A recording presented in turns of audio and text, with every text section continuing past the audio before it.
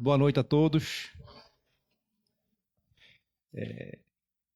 Sejam bem-vindos mais uma vez ao Grupo Espírita Maria Dolores, que é aquela senhorinha ali, ó, dando um tchau pra gente. Quem quiser depois saber a história dela, eu posso contar. Nós estamos aqui recebendo mais uma vez, com grande alegria, nossa irmã Mercedes Almeida, do SEAC, Centro Espírita Amor e Caridade de Carpina. É um centro que a gente já visita há alguns anos, né? A gente faz as caravanas, todo ano a gente faz uma caravana nos interiores, a cada 2 meses, né? Nos interiores do estado de Pernambuco.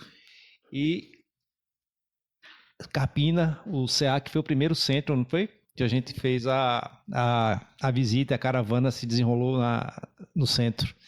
E foi tanto sucesso que a gente está hoje na nossa quase centésima caravana. Centésima caravana. A cada 2 meses levando atendimento médico, médico, psicológico, roupas, até móveis a gente leva, né? Alimentos. A gente atende o dia todo as pessoas que vão à casa espírita, né? Gratuitamente, médicos em diversas especialidades, né? Dermatologia, mastologia, até acupunturista a gente leva. Então são até uma coisa que é útil, né? Uma coisa muito útil à população, muito carente de assistência médica, né? Algumas especialidades que o SUS não tem com facilidade, a gente consegue atender um grande número de pessoas nesse sábado, cada sábado, né? Que ocorre nessas caravanas que a periodicidade é bimensal, a cada 2 meses. Então, Carpina, centro de Mercedes, foi o primeiro centro que a gente aí fez a caravana. Eu não lembro nem o ano, viu? Acho que foi 2012, 2011, por aí. Então, hoje o tema da nossa palestra, que a Mercedes veio nos contemplar, é o mandamento maior, que é o capítulo 15 do Evangelho segundo o Espiritismo. E a gente vai começar com a prece inicial. Eu gostaria de perguntar se tem alguém aqui na casa pela primeira vez. Alguém pela primeira vez? A gente normalmente que dá uma lembrança aqui aos nossos visitantes novatos. É um evangelho segundo o Espiritismo, tá? Quando terminar a palestra, pode vir aqui que a gente vai dar. Ok? Então, façamos a prece inicial. Amado Mestre Jesus, agradecemos, Senhor, mais uma vez estarmos reunidos aqui para aprendermos os Teus ensinamentos sob a luz do Evangelho do Espiritismo. O Espiritismo que é a terceira revelação, a terceira após Moisés, Jesus, e que veio esclarecer as verdades sob a ótica racional, sob a ótica filosófica, sob a ótica religiosa, através do codificador Allan Kardec. Agradecemos, Senhor, a dádiva de ter conhecido e ter esse conhecimento através de livros, da obra kardeciana, de filmes, de palestras, de assistências morais, de passes, de socorro, de caridade, da prática do amor. Somos contemplados, Senhor, e somos gratos por tudo que tem nos dado. Mas sabemos também das responsabilidades que temos perante o próximo, perante a nossa própria evolução. Que possamos, Senhor, colocar em prática todos os conhecimentos no dia a dia de nossas existências, em nossos lares, no nosso trabalho. Que possamos, Senhor, levar a Tua mensagem nos mínimos detalhes, através, sobretudo, do exemplo, sobretudo da caridade moral, sobretudo na prática do bem, do autoconhecimento, que nos eleva diante de Ti e que nos recoloca novamente em nossa estrada de ascensão espiritual, para que possamos retornar à pátria espiritual melhores do que aqui chegamos. Sê conosco, Senhor, hoje, agora e todo sempre. Que assim seja.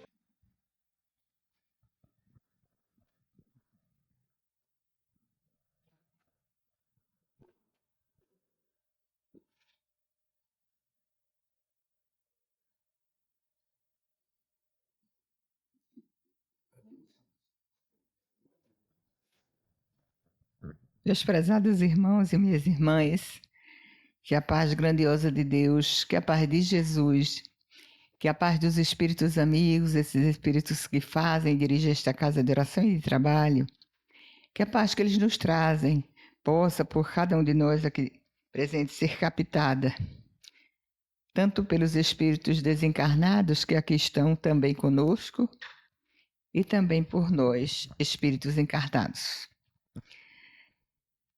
A temática da noite é uma temática muito importante e que, se ela verdadeiramente bem assimilada for, ela pode fazer uma diferença muito grande nas nossas vidas.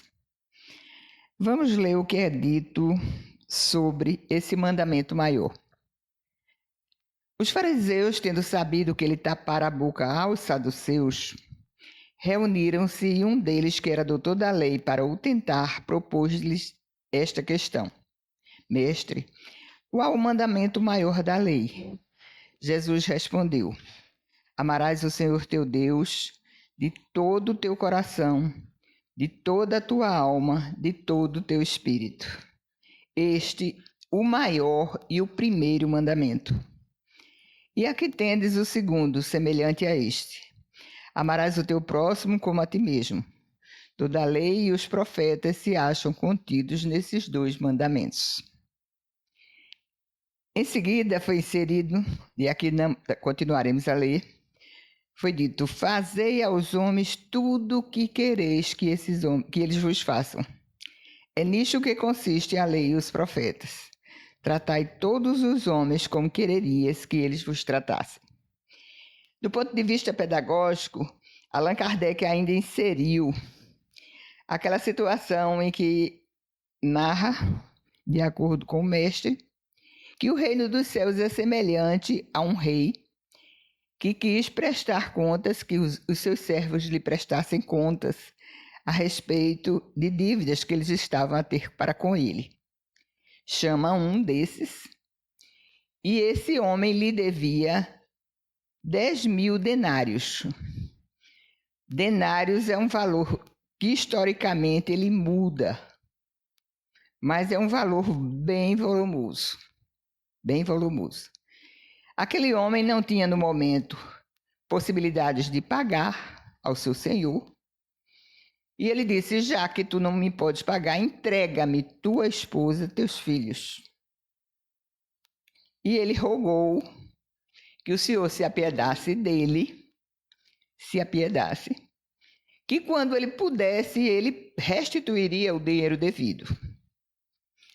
E o Senhor não apenas dilatou o prazo, não apenas, porque ele pedia dilatação do prazo, mas o que é que o Senhor faz? Perdoou-lhe a dívida, perdoou-lhe. Logo em seguida, este mesmo homem que teve as suas dívidas perdoadas, ele encontra com uma pessoa que lhe devia 100 dinheiros. Desproporcional demais o valor que aquela pessoa lhe devia do que o montante que ele devia ao Senhor, ao rei, e que foi perdoado. As pessoas se sentiram incomodadas, os companheiros, por ter visto a cena anterior e a seguinte, e foram contar ao Senhor o que tinha acontecido. E ele ainda manda prender aquela pessoa que não tinha, no momento tal como ele não tivera, condições de pagar. Então os companheiros foram delatar, uma palavrinha que está bem na moda, foi delatar o que ele fizera. E resultado, o senhor ficou tão contrariado que mandou prendê-lo até que ele tivesse condições de pagar o que ele lhe devia. É muito interessante que a gente relembre esse fato, porque a gente vai encontrar nesse fato aqui narrado subsídios para falar sobre esse mandamento, que também chega a ser uma lei. Na terceira parte do Livro dos Espíritos, nós vamos encontrar as leis morais e Allan Kardec, elencando essas leis, a última ele coloca a lei de amor, de justiça e caridade. E diz que a lei do amor resume todas as outras leis. Como a doutrina de Jesus também é resumida na palavra amor. Por que temos tantas resistências para amar? Por que temos? O caso da parábola é bem expressivo. Nós nos devemos mutuamente uns aos outros na nossa vida social, na nossa vida familiar. Devemos algo a alguém. Não apenas eu não convirjo a minha fala no sentido de dizer que são apenas valores monetários. Não é isso não, vamos alargar o que a gente deve uns aos outros. O que é que a gente deve?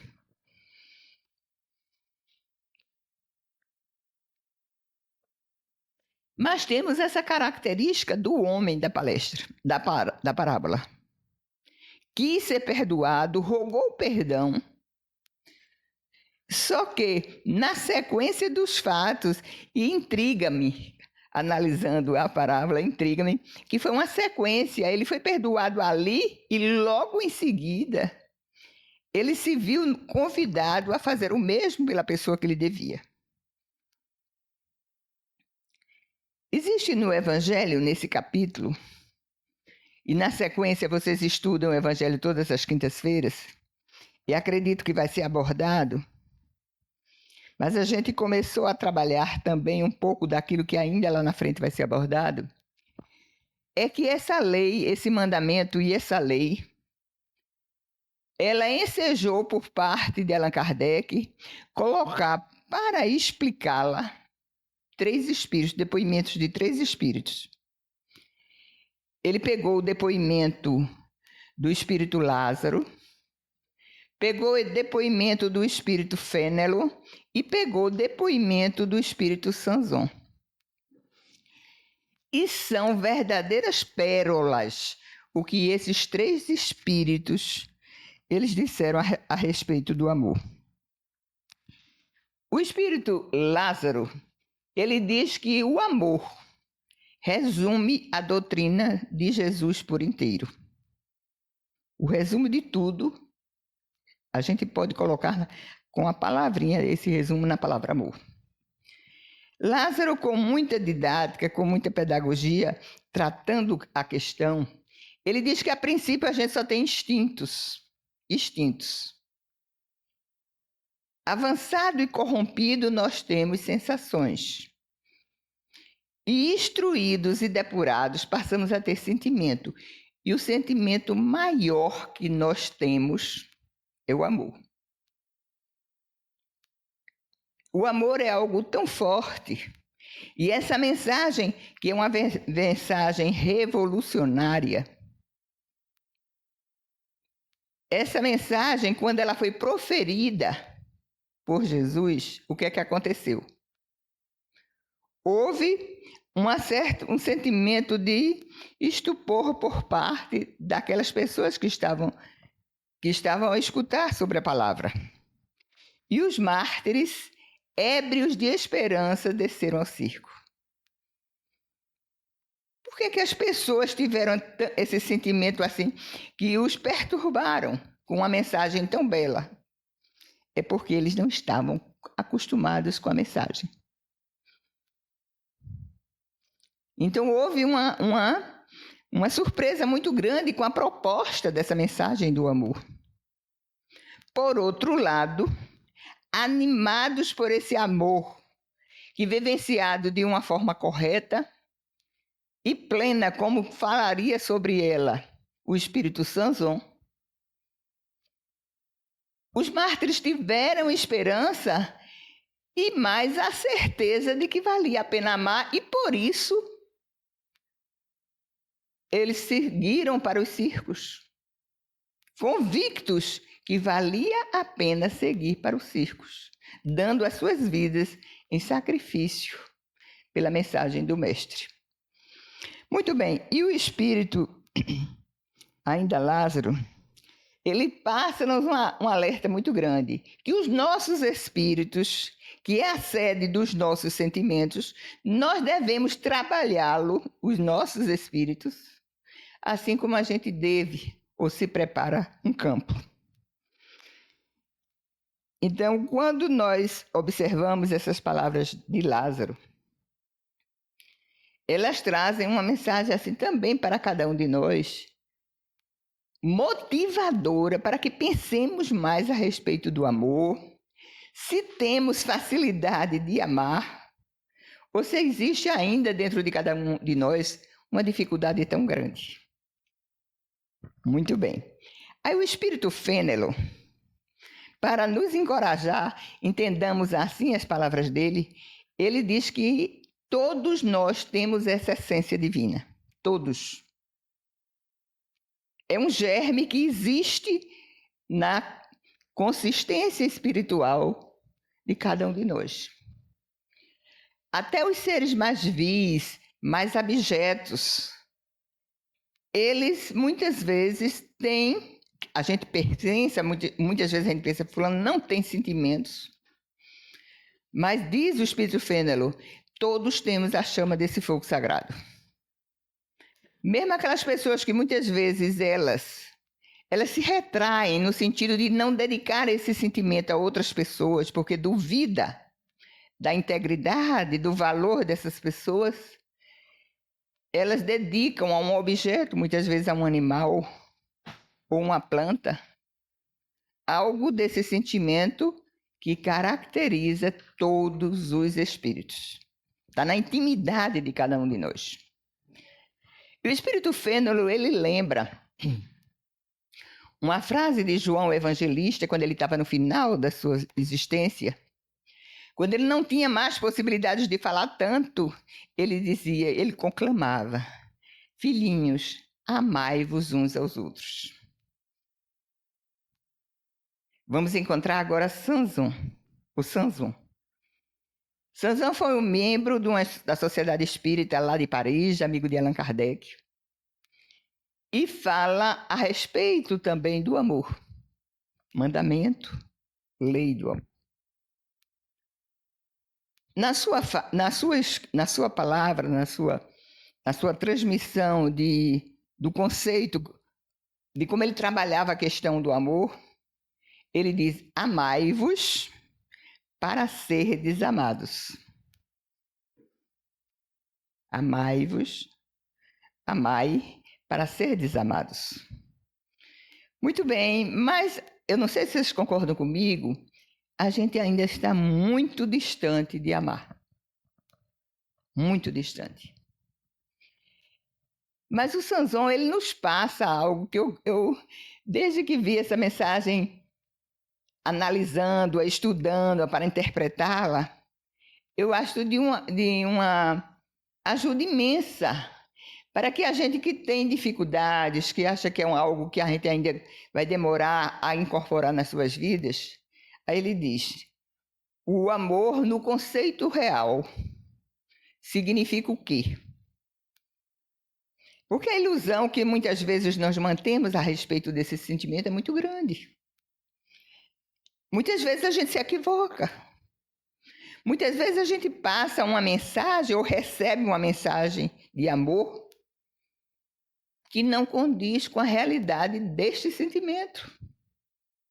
Às vezes é contraditório, a gente fala com a boca que ama e faz o oposto daquilo que caracteriza o sentimento afetivo do amor. Então ele diz, amar é ser leal, é ser probo, é ser consciencioso, fazendo ao outro aquilo que a gente quer que o outro nos faça. Percebam que são nuances apresentadas por esse espírito que nos incentiva a colocar esse sentimento nas nossas vidas. Eu ainda não sinto aquela emotividade grande de tratar o outro da maneira com que eu gostaria que o outro me tratasse. Se eu ainda não chego a isso, mas percebamos o passo que o Espírito nos orienta. É ser leal com o outro. Nesse mundo de tantos desafios, onde as pessoas têm comportamentos que escorregam a respeito dessa realidade, escorregadios, percebamos, ser leal com o outro já é uma nuance do sentimento do amor. Ser leal, ser probo. O que é ser probo? É ser honesto, é ser reto com o outro. É fazer as coisas com consciência. Se aquilo que eu quero receber são coisas benéficas, de forma benéfica eu devo agir. De forma benéfica eu devo agir. Aí ele continua. É ir ao encontro da dor do outro, do sentimento do outro. É perceber as dificuldades do outro. Gente, às vezes a gente convive com as pessoas, elas estão ali junto de cada um de nós. Fazem parte da nossa família, estão passando por dramas. E a gente ignora esses dramas que aquelas pessoas estão a passar. Eu sempre falo, e até de forma repetitiva, que nós nos indaguemos como nós nos portamos quando estamos conversando com alguém. Olhar nos olhos. Porque muitas vezes as nossas bocas calam. Passamos muitas vezes por dramas que nós não comunicamos esses dramas às pessoas com as quais a gente convive. Mas olhe nos olhos, que são as janelas da alma. Você vai encontrar possibilidade de perceber do que o outro esteja a passar. E ir ao encontro dessa dor. Em terceiro lugar, o Espírito diz que amar é a gente viver, levando em consideração que a gente está integrada numa grande família, que é a família universal. E respeitar essa característica de que somos todos irmãos. E se hoje um irmão meu, ou um amigo, ou um conhecido está passando por um problema, amanhã a gente poderá passar. Porque estamos nessa mesma dinâmica, num processo para crescermos espiritualmente. E para crescermos espiritualmente, a gente precisa sublimar sentimentos. A gente precisa desenvolver a caridade, a benevolência, a piedade, a compaixão. Observando que a dor do outro não é apenas a dor do outro, pode ser a nossa amanhã. A respeito do amor, quantas colocações são feitas? Quantas colocações? O Espírito André Luiz diz que o princípio inteligente ele renasce na terra e ele precisa amar. Renasce com essa necessidade de amar. No livro Nosso Lar, o Espírito Laura, ela diz que o amor é o alimento das almas. Marlene Nobre, médica espírita, ela diria que não existe uma outra solução para a humanidade a não ser através do exercício do amor. Não existe. Um sociólogo russo chamado Pitini Sorokin, ele ele, observando a quantidade de conflitos que existe entre povos e internamente dentro das nações, na época em que ele propôs aquilo que ele propôs, existiam 1.600 conflitos internos e 600 externos. Então, o que é que Pitini Sorokin ele propôs? Observando a importância de amar, ele propôs que o amor deveria ser algo a fazer parte dos currículos universitários. A gente deveria aprender a amar nas escolas. Mas que tipo de amor? Esse amor inegóico, esse amor altruísta, esse amor onde a gente vivenciasse uma prática de cada vez mais nos tornar melhores e ajudarmos uns aos outros. Muito bem, são personalidades que passaram, deixaram as suas opiniões a respeito do amor. Um pernambucano médico aqui de Recife, Marco Aurélio Dias da Silva, escreveu um livro, Quem Ama Não Adoece, psiquiatra. Ele falaria a respeito da importância desse sentimento para a nossa área mental e emocional. Vamos encontrar, porém, Jesus, o nosso modelo, o nosso guia. Nós vamos observar que Jesus, a respeito do amor, ele deixou ensinamentos muito profundos porque não apenas ele passava a noção do que era o amor, ele viveu o amor. Mas ele propôs, como aqui foi dito no início da nossa fala, que nós devemos amar a Deus sobre todas as coisas e amar ao próximo como a nós mesmos. Segunda proposta que ele passaria: é preciso amar aos nossos inimigos. Percebam como ele vai estendendo o exercício do amor. Então, amar aos inimigos. Depois ele falaria: amai-vos uns aos outros como eu vos amei. E por fim, ele diria: meus discípulos serão reconhecidos por muitos se amarem. Frases do Cristo. Ele deixaria para cada um de nós aquele pedido que ele fez a Deus, no sentido de que Deus perdoasse aquelas pessoas que o levaram à cruz, porque eles não sabiam o que estavam a fazer, o que fizeram. Mas quem costuma caminhar observando outras orientações passadas por Jesus, deve se lembrar que a Maria Magdala, quando ela o procura trazendo consigo seus dramas individuais, e ela falaria a respeito da carência do amor, Jesus diria para ela disse: eu tenho carência afetiva. Só o amor que renuncia, diria Jesus a Maria de Magdala, é capaz de saciar a sede dos corações. Só esse tipo de amor que sacia. E Jesus lhe falaria a respeito da maternidade. Ela disse: eu tive muitas vezes o meu ventre varado e nunca tive a possibilidade de engravidar. Aí Jesus, ali naquele diálogo, propõe para ela que ela ame os filhos de outras mães.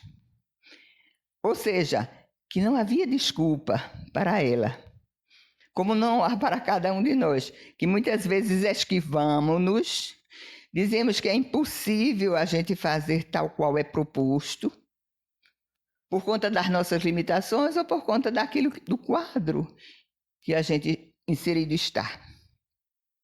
Joana de Couza era uma seguidora do Evangelho. E ela tinha problemas dentro do lar, o esposo não a compreendia. E ela, sofrendo com aquela relação conjugal que era marcada por dificuldades, ela um dia vai conversar com Jesus. E o que é que Jesus diz a ela? Volte para casa e ama a teu esposo como uma mãe ama a um filho seu. E quem é mãe aqui, quem nos escuta, quem nos ouve, sabe que a gente sempre, como mãe, ama os filhos e dá oportunidade para eles. para que eles possam crescer. A mulher adulta era pega e levada à praça pública. Diz o espírito Amélia Rodrigues por Divaldo Pereira Franco que ela procurou Jesus depois daquela cena, onde foi Jesus interrogado o que devia ser feito com ela, porque ela havia adulterado. À noite, ela busca Jesus e, pelo espírito Amélia Rodrigues, foi dito que ela queria saber de Jesus o que fazer. Ele a havia acolhido no sentido de que ela tivesse uma nova oportunidade de continuar sua vida. E ela perguntaria, mestre, o que fazer? Jesus, em resposta a ela, diz: mulher, ama, serve e passa. E a história dela é bela depois desse capítulo, porque verdadeiramente ela buscaria uma outra cidade e dedicar-se-ia a divulgar o evangelho pela uma vivência onde ela ampararia as pessoas que sofriam. Ela realmente assimilou o conselho de Jesus. Era preciso amar, servir e passar. Ou seja, passar não esperando retribuição e continuando sempre a amar.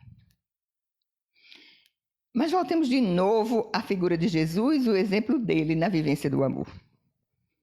Jesus foi levado a 4 julgamentos. Ele deslocou-se numa peregrinação que terminaria lá no Gólgota, onde ele primeiro foi levado à casa de Anás, depois foi levado à casa de Caifás, depois ele foi levado à casa de Pilatos, Herodes. Herodes o remete mais uma vez a Pilatos, porque não queriam assumir a responsabilidade daquele julgamento. E, por fim, ele foi levado ao Gólgota. Há uma descrição dos passos que ali aconteceram. Observemos o quanto Jesus foi humilhado, foi ironizado. Observemos que quando ele sentiu sede, deram vinagre a ele para beber, um ácido acético. Ele foi crucificado e, aliás, ele foi coroado com aquela coroa de espinhos, numa zona muito irrigada que levava a um processo grande e rápido de infecção. Além do mais, ele recebeu aquelas chibatadas com um instrumento chamado frago. Nesse instrumento ele era feito com tiras de couro e no final dessas peças de couro foi colocado ossos e ferro. A cada chibatada que ele recebia, o sangue jorrava. E curiosamente, ele silenciosamente, ele recebeu tudo isso e nada reclamou. E coroou, como todos nós sabemos, esses passos pelos quais passou, pedindo ao Pai que perdoasse as pessoas. E perdão é um ato de amor. Elas não sabiam o que fazem, ou o que estiveram a fazer. Então, o amor para cada um de nós, que nos dizemos cristãos e nos dizemos espíritas, devia fazer parte da nossa ordem do dia. É observar o que naquele dia deve ter prioridade. Do ponto de vista emocional e espiritual, deveria ser perguntarmos-nos como estamos a observar esse ensinamento do Cristo. Se já nos abrimos para o amor. E o amor deve começar primeiramente dentro das portas do nosso lar. E aí fica logo uma interrogação. Como tem sido o nosso sentimento afetivo dentro das nossas casas? Com os nossos filhos, com os nossos companheiros, com as pessoas que nos servem, que nos ajudam dentro de casa? Como tem sido o exercício? É bem verdade que muitas vezes a gente se propõe, depois recua, mas a gente deve se propor de novo. Porque não é de supetão, de uma hora para outra, para a gente que esteja muitas vezes refratário ao amor, que a gente vai se perceber amando da maneira como tal deve ser feito, ou usado esse sentimento afetivo. Disse Jesus, quando ele nos aconselhava a amar a Deus, que a gente deveria amar como devemos amar, amando ao próximo como nós nos amamos a si mesmos. Agora fica uma pergunta que vocês podem até dizer assim, claro que a gente se ama. O auto-amor, a gente se demonstra que verdadeiramente a gente está dirigindo esse sentimento para cada um de nós, porque a gente precisa dirigir esse auto-amor. Ele se reflete no cuidado que devemos ter com os nossos corpos, em primeiro lugar. Você se ama? A pergunta logo deve surgir, logo após. Como está a tratar o seu corpo? Demonstramos também que temos amor quando realizamos bem os nossos papéis. Cada um de nós temos papéis que são semelhantes e diferentes. Como estamos realizando o nosso papel de mãe, de sogra, de nora?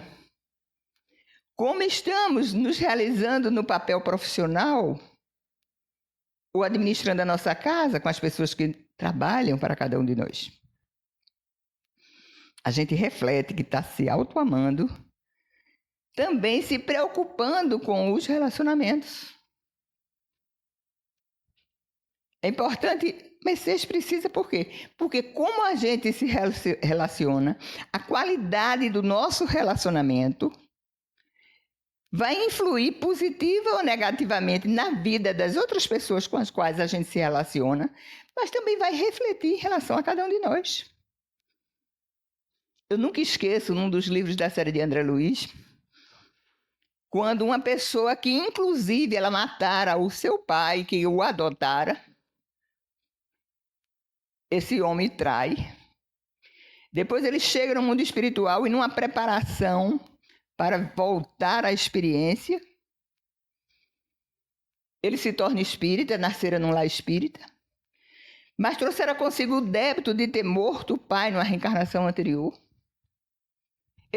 Ele trouxe para consigo uma série de doenças que era difícil, muitas vezes, nesse corpo atual, ele passar. Mas ele era um palestrante espírita, teve dificuldades na área financeira. E um certo dia, André Luiz estava observando uma reunião de um centro espírita, lá estava ele a falar. E André observou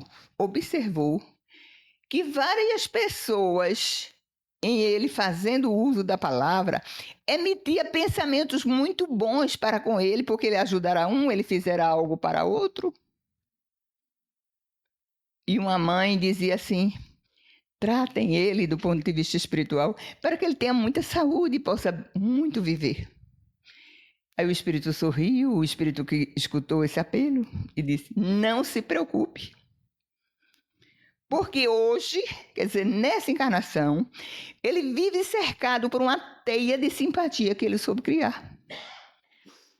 Então, quando a gente se auto-ama, a gente tem cuidado nos relacionamentos. Porque isso ajuda os outros ou prejudica, ajuda-nos ou prejudica-nos também. Eu me lembro, trazendo aqui à tona, uma questão que foi proposta por Jesus a Pedro. Pedro, tu me amas? E Pedro, que já havia se convertido à necessidade de uma melhoria espiritual depois da negação. Ele se entristeceu porque Jesus perguntou 3 vezes. Claro, eu te amo. Mas ele negou ao Cristo por 3 vezes. Na negativa, ele amava Jesus? O que é que vocês acham? No momento da negação, existia amor de Pedro por Jesus? Sim ou não? Gostaria de ouvir de vocês. Eu vou responder ao contrário de vocês, havia. Mas um amor na sua fase inicial. Um amor que não soube resistir à força do medo. Ele amava. Para defender Jesus, ele cortou a orelha de Malco. Quando Jesus o chamou aos discípulos também para, naquela cerimônia do lava-pés, Pedro disse: não, Senhor, de maneira alguma tu vais lavar meus pés. Eu não sou digno que tu laves meus pés. Onde Jesus ia, Pedro estava. Mas a ciência psicológica nos dá encaixes para que a gente perceba como era o amor de Pedro. Diz que, a princípio, o nosso amor é como se fosse uma vivência que eles chamam, na época da primavera, e seria o amor porneia. O que é um amor porneia? É aquele amor em que eu penso no outro, mas primeiro eu penso em mim. Aí depois viria a segunda fase, que é a fase do verão, era o amor eros. Amor eros, primeiro eu penso em mim, depois eu penso no outro. Na porneia, a gente só pensa na gente. O outro é problema do outro. Não é problema meu. Fase porneia. Na fase eros, a gente pensa no outro depois do que a gente pensa na gente. Depois vem a filho. Já ficamos um pouco mais, já nos preparamos mais a respeito do amor. Aí a gente já pensa no nós. E por fim a fase ágape, que foi esta fase, quando o amor dele chegou nessa fase, foi quando ele deu a sua própria vida, convertido à obra do Cristo. Então a gente deve se indagar é muito importante, que tipo de fase eu estou. Essa fase ágape é uma fase que é vivida pelos grandes missionários, pelos santos, pelos mártires, mas essa fase também é vivida por pessoas comuns. Divaldo Pereira Franco, ele conta no livro Encontro com Divaldo, volume 2, uma história que eu vou contar para vocês, vou repartir com vocês. E essa história Divaldo conta, e o título do texto é: você seria capaz de amar assim? A história é interessante.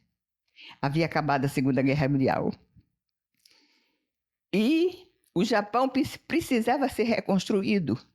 Para a reconstrução do Japão, pessoas que eram técnicos, profissionais, engenheiros, lá da América do Norte, dos Estados Unidos, foram enviados para o Japão. Determinado dia, chega um dos profissionais que para lá foi, para o Japão, a serviço, e inicia uma conversa com a esposa dizendo: olha, eu recebi hoje uma proposta para ir ao Japão. Deverei passar 1 ano lá. Aí ela pergunta: eu posso ir com você? Ele disse: não. Os japoneses só aceitam os profissionais que lá vão a trabalhar. Quanto tempo você vai passar lá? Ele respondeu: 1 ano. Aí ela disse: mas 1 ano é muito tempo. 1 ano eu separada de você. Vivendo sozinha aqui em casa, 1 ano passa rápido. Ele foi, a comunicação era precária. Uma vez ao mês havia um telefonema, trocavam cartas. Um determinado dia, havia passado alguns meses, ele volta e diz para a esposa: eles agora querem que eu passe mais 1 ano. 1 ano? 1 ano passa rápido. Daqui a pouco eu volto para você. Mas o tempo passava. E à medida que o tempo passava, os fatos lá no Japão, eles começaram a ganhar um novo contorno. Havia uma japonesinha que limpava a sua casa, arrumava as suas roupas, preparava algo para comer. Ele foi se afeiçoando à japonesinha em um determinado dia. Ele escreve uma carta dizendo que está se separando dela. Essa separação aconteceria no México. E ela, ao receber a carta, teve uma vontade imensa de ir até o Japão, venderia a casa era dela, comprado com o dinheiro dela. Iria até eles, conhecer a japonesa e falar com ele. Resolveu depois não ir, não foi. Alguns meses após, uma nova carta e a informação de que a japonesa estava grávida. 20 anos ele passara com ela e nunca ele tivera essa alegria. Ele estava muito feliz. Ela recebeu a notícia, começou a intimamente a sentir uma raiva dessa criança que iria nascer, mas trabalhou as suas ideias, não respondeu de forma agressiva. Um tempo mais passa, uma nova gravidez, a esposa estava grávida pela segunda vez. E agora vinha a carta seguinte e dizia que ele tinha uma vontade imensa de pedir-lhe algo, mas ele não tinha coragem. Recebera a informação que estava com câncer e dizia-lhe da situação. Informava-lhe também que nunca tinha deixado de amá-la. Nunca tinha deixado. O tempo passa, ele morre. Um dia ela recebe uma carta da japonesa dizendo que a situação no Japão estava muito difícil. Ela estava com muita dificuldade de sobreviver e também de alimentar as suas 2 filhinhas. E um dia o seu esposo, imagine o que isso causava ou causou na cabecinha daquela americana. E o seu esposo tinha lhe dito que se um dia ela precisasse de alguém, ela fosse até ela. Porque tinha certeza que ela tinha capacidade de amá-la. E aí, ela passa essa informação. A americana demorou um pouco a dar resposta, depois diria, você quer que eu mande algum dinheiro? Ou você quer que eu receba as suas filhas aqui? 3 meses a mãe das crianças demorou a dar resposta. Depois disse, mande o dinheiro que eu mandarei às crianças. As crianças foram para os Estados Unidos. Ela contratou uma pessoa para cuidar das filhas daquela japonesa. E depois viria. As leis americanas permitiram que as viúvas dos americanos que estavam no Japão, elas seriam recebidas nos Estados Unidos. Aí essa mulher faz uma carta e diz, você gostaria de cuidar de suas filhas? E ela disse, era o que eu mais queria, ter a possibilidade de tratar, educar, ver minhas crianças crescerem. Viaja para os Estados Unidos e ela está lá agora no aeroporto esperando a japonesa que estava a chegar. E ela tinha 1000 pensamentos na cabeça. Como será aquela pela qual o esposo havia se apaixonado? Perguntava intimamente, como será que eu a receberei?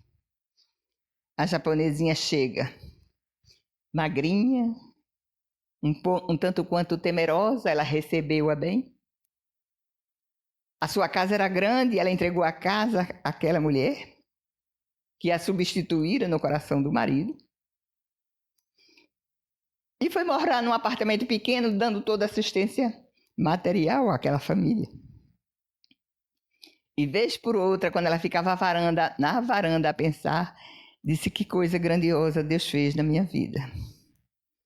Levou-me uma vida, mas me entregou 3.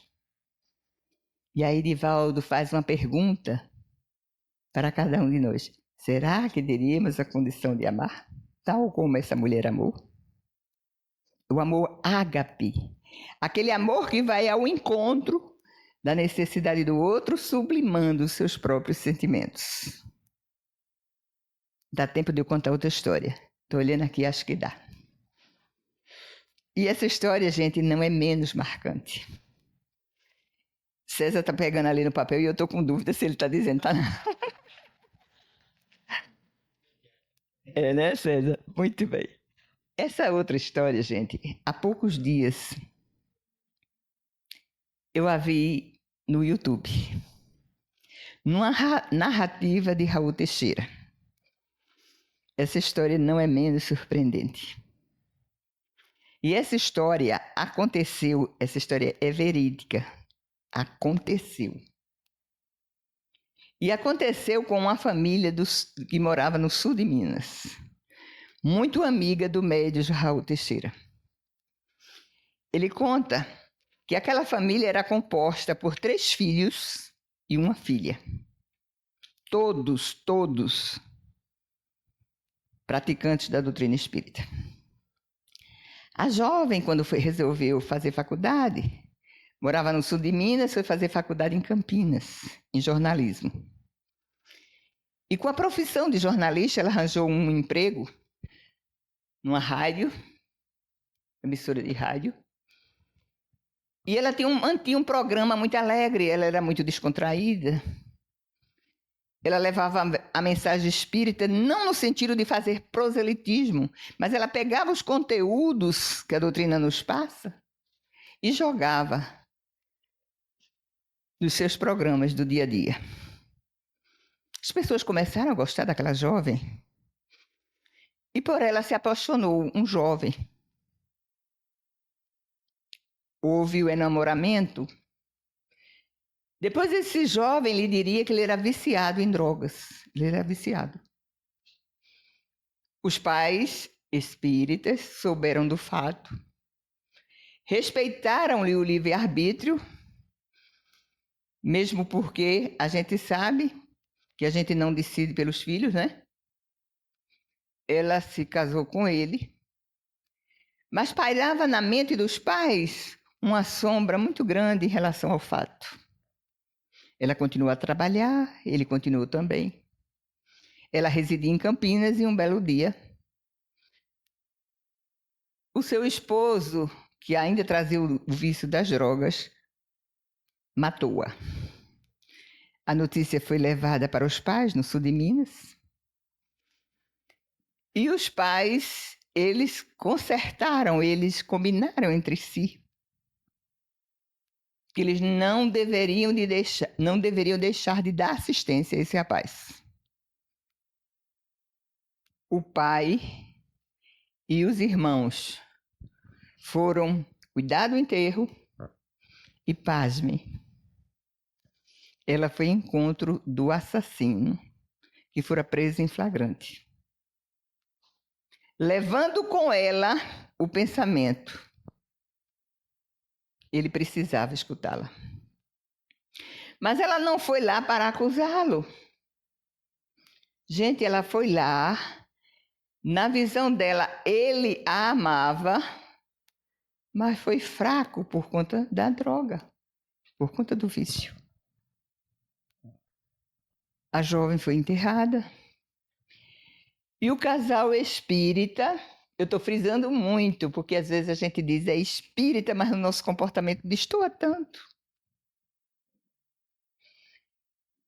Semanalmente saía do interior de Minas e ia visitá-lo na cadeia. Fazia o evangelho.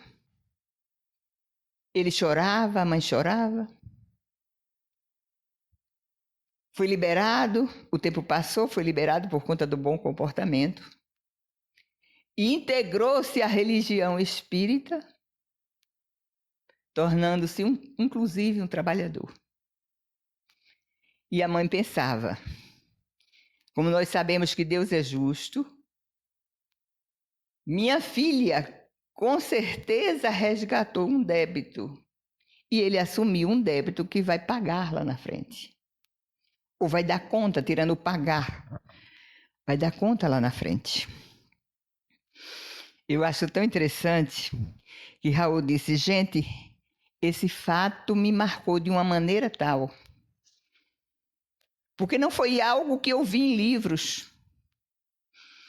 Eu não estava vivendo com a família de Saturno, de Urano e de Netuno. Não.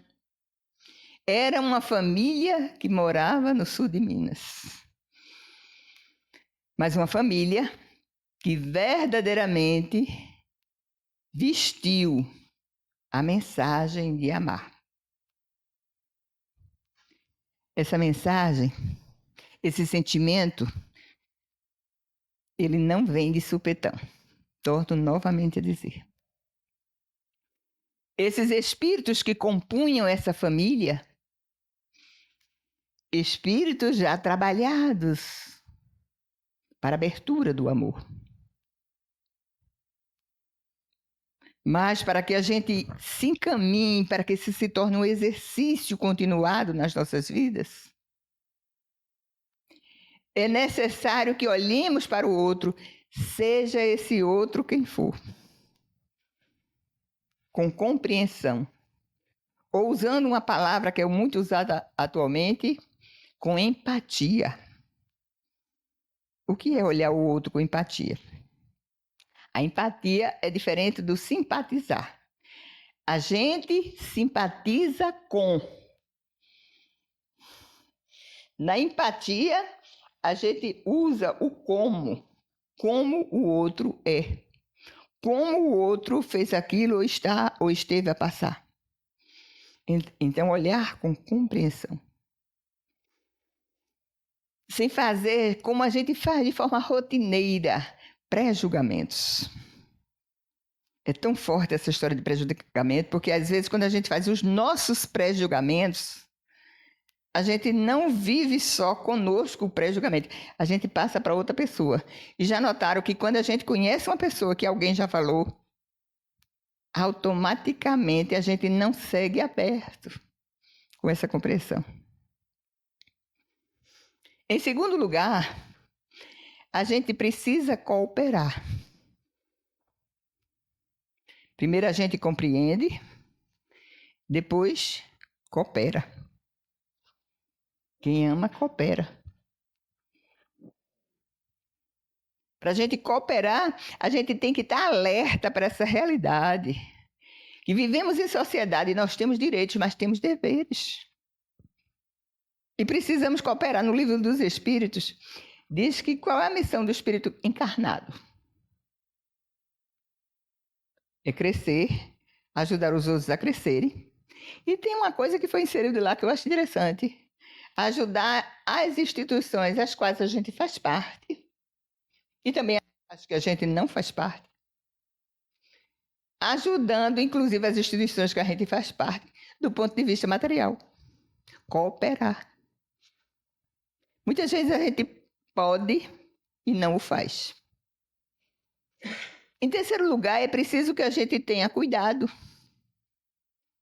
Zelar. Pensar na possibilidade de estar com o outro. Aquele que deve representar para a gente, aquela pessoa principalmente que está mais próxima, alguém com quem convivemos e que temos um elo. E esse elo precisa ser mantido com cuidado. Aí eu poderia dizer também com respeito. Mas a autora que passou-nos essa orientação, ela pegou 4 palavras com o ser. Primeira, quem lembra? Compreender, compreensão. Segundo, quem lembra? Cooperação. Depois, cuidado. E, por fim, compaixão. Ah, mas como eu posso amar? Ame ou amemos no grau que o outro estiver. Jesus disse a Pedro, antevendo a negação que se faria: ainda hoje, Pedro, tu vais entender que o homem é mais frágil do que perverso. A gente sempre espera resultados positivos das pessoas. E às vezes elas ainda não estão no grau evolutivo que possa, de forma correta, de forma sincera, compreensiva, agir. O amor resume a doutrina do Cristo por inteiro. Quando os povos escutaram a palavra amor, eles se sobressaltaram. E os mártires, ébrios de esperança, desceram aos circos. O amor é de essência divina, todos nós o possuímos de forma latente, de forma ainda que está em germe, muitas vezes dentro de cada um de nós. E o que é amar? Mandamento, lei. Mas o Espírito Santo diria, é ser leal com o outro, é ser sincero, consciencioso. Fazendo com o outro é uma regra super importante. Quando tivermos dúvidas do que fazer, fazer com o outro ou para o outro, aquilo que nós gostaríamos que o outro estivesse a nos fazer. Caminhar observando a dor que visita as pessoas. Dores, muitas vezes, repito eu, que não são verbalizadas, mas são sentidas e expressas pelos seus olhos. Só amando seremos amados. Então, que a gente possa trazer essa lição belíssima que o Evangelho nos apresenta, lembrando os ensinamentos de Cristo, e colocá-las no nosso viver. Muita paz para todos. Bom, agradecer mais uma vez a presença e essa palestra maravilhosa de nossa irmã Mercedes. Eu não poderia deixar de comentar, já que o tema hoje é o mandamento maior, que todos sabemos que é o amor, com relação à carta de Paulo aos Coríntios, o apóstolo Paulo de Tarso, que escreveu uma carta, mandou uma epístola para essa igreja, a igreja primitiva cristã, fundada em Corinto no ano 50. E é preciso lembrar o contexto, porque essa carta foi escrita por Paulo. A igreja de Corinto era uma igreja próspera, mas existia já uma, vamos dizer assim, uma disputa interna pelo poder. Pessoas que falavam línguas, pessoas mais cultas, queriam ter a primazia, né, da direção da casa, dos trabalhos de caridade. Existia uma disputa como acontece em todas as casas religiosas, né, essa imperfeição humana com relação às consequências da vaidade e do egoísmo. Então, existia uma conturbada situação nessa igreja com relação a isso, pessoas querendo terem primazia, se mostrarem mais poderosas que outras, enfim. E estava muito tumultuado o ambiente dessa igreja de Corinto. Corinto é uma cidade grega que ficava no meio assim da Grécia, e era uma passagem entre o Oriente e o Ocidente, e tinha um porto também. Por isso era uma cidade muito rica, cosmopolita, né? E essa igreja, uma das primeiras igrejas cristãs, já estava tendo esse problema interno. E Paulo envia essa carta conhecida, que é a carta mais conhecida dele, que todos conhecemos como o hino ao amor. Eu vou ler aqui um pouco, só alguns trechos da carta, e alguns conhecem alguns trechos também através da música do Legião Urbana, né? Diz ele: ainda que eu falasse a língua dos homens e dos anjos, e não tivesse amor, seria como metal que soa ou como um sino que tine. E ainda que tivesse o dom de profecia e conhecesse todos os mistérios e toda a ciência, e ainda que tivesse toda a fé, de maneira tal que transportasse os montes e não tivesse amor, nada seria. E ainda que distribuísse todos os meus bens para sustento dos pobres, e ainda que entregasse o meu corpo para ser queimado e não tivesse amor, nada disso me aproveitaria. O amor é paciente, é benigno, o amor não arde em ciúmes, não se vangloria, não se ensoberbece, não se porta inconvenientemente, não busca os seus interesses, não se irrita, não suspeita mal, não se alegra com a injustiça, mas regozija-se com a verdade. Tudo sofre, tudo crê, tudo espera, tudo suporta. No final ele fala: agora, pois, permanecem a fé, a esperança e o amor. Mas entre esses três, o maior destes é o amor. Então, assim, é importante, a gente realmente confirma, né, tudo que Jesus veio nos ensinar, né? Que, na verdade, o amor é o mandamento maior, é aquilo que a gente tem que seguir em todas as circunstâncias da vida. E agradecer os Mercedes aí por essa palestra maravilhosa. E, enfim, recapitulando, gostaria de saber que quem está aqui pela primeira vez você tem um rapaz também. Depois vem falar comigo para ganhar o evangelho, tá? Uma lembrança aqui da casa. Vou passar a palavra a Mercedes para fazer a prece final. Oremos então, meus irmãos. Jesus amigo, mestre, amoroso e bom. Aqui estivemos, Mestre querido, nessa casa que relembra os teus ensinamentos, nesta casa que vive através de ações aquilo que nos ensinastes. Aqui estivemos, Mestre querido, meditando, analisando, querendo trazer para esta ambiência a lição imorredora do amor.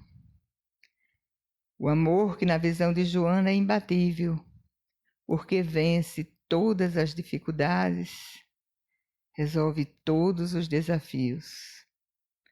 Não há pecado que o amor não redima, não há porta que o amor não abra.